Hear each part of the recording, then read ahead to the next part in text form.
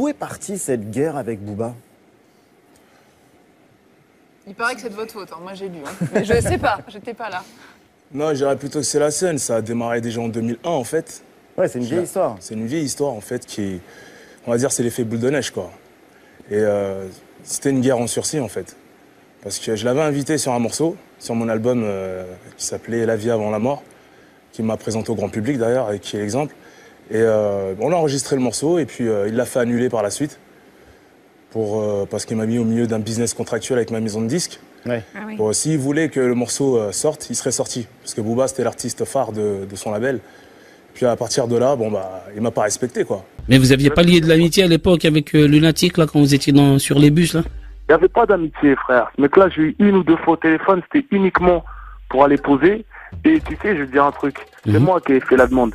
T'as vu? Donc si j'avais une haine particulière envers lui, jamais je l'aurais ramené vers nous. Je l'entendais dédicacer Mafia Kinfry sans arrêt à l'époque.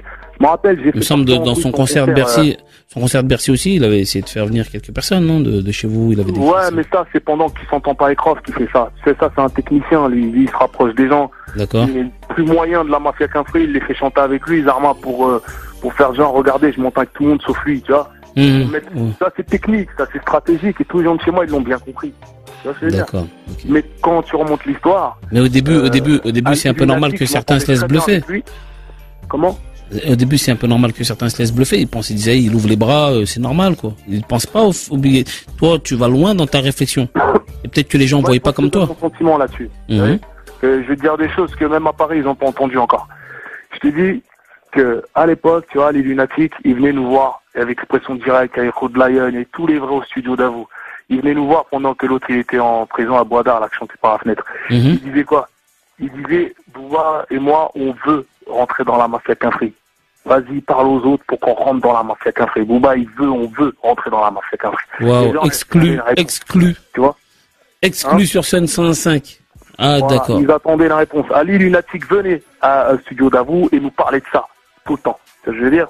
Ok. Et quand je le croisais, Ali, si tu veux, c'était, voilà, il y avait un petit feeling avec Ali. Il était sympa, t'as été tranquille. C'est un mec tranquille, Ali, tu vois. Et parce qu'on parlait de Dean, on parlait de tout avec lui, tu vois. On parlait pas que de rap.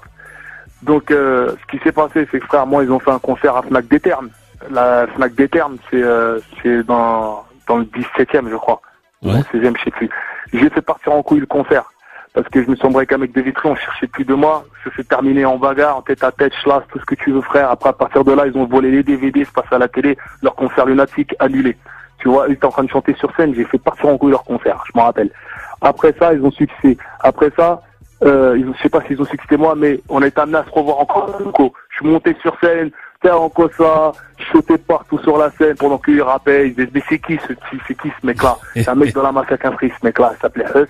J'étais dans la foule, j'avais même pas de chaussettes, j'étais habillé en couffage, j'en avais rien à foutre. Tu vois ce que je veux dire? Et à cette époque-là, c'était bien aussi d'être bien près de la Mafia Kinfry, tu vois. Il y avait Thierry qui déchirait tout, il y avait son trèfle qui commençait à monter. Donc voilà, on dédicaçait Mafia Kinfry. Comme si on était dans le même car, ils ont vu que nous on appartenait au hip-hop Kaira et eux au hip-hop New York. Tu vois ce que je veux dire? Ok, ouais. Bah, je comprends bien. À partir de là, frère, moi j'ai dit, ils dédicacent Mafia Kinfry tout le temps. Vas-y, je vais chanter avec eux. J'ai fait appeler Géraldo, je sais plus qui là, peut-être Jean-Pierre Sec à l'époque, pour toucher Booba. Et il est venu, il a dit ok. On s'est rencontrés à Vitry, il est venu avec une petite Clio. À l'époque, moi je sortais de la salle de sport. On s'est parlé, j'ai dit bon bah vas-y, tranquille, on fait un feat et tout. Ok. C'est là, j'ai donné du respect, en mec de rue, hein. Mec de rue, je donnais du respect. Et il est arrivé. Il a commencé à me dire, ouais, bon, vas-y, on fait le truc ensemble. Ouais, je suis en train de gratter grave, prétentieux, je suis en train de gratter grave en ce moment. J'ai senti quelque chose, mais je pouvais pas te donner les mots, tu vois. Comme si il avait déjà le truc de je suis le boss, tu vois. D'accord. On a posé ensemble mon studio, j'ai ramené Karim du 113. On a fait le truc, tranquille, et à partir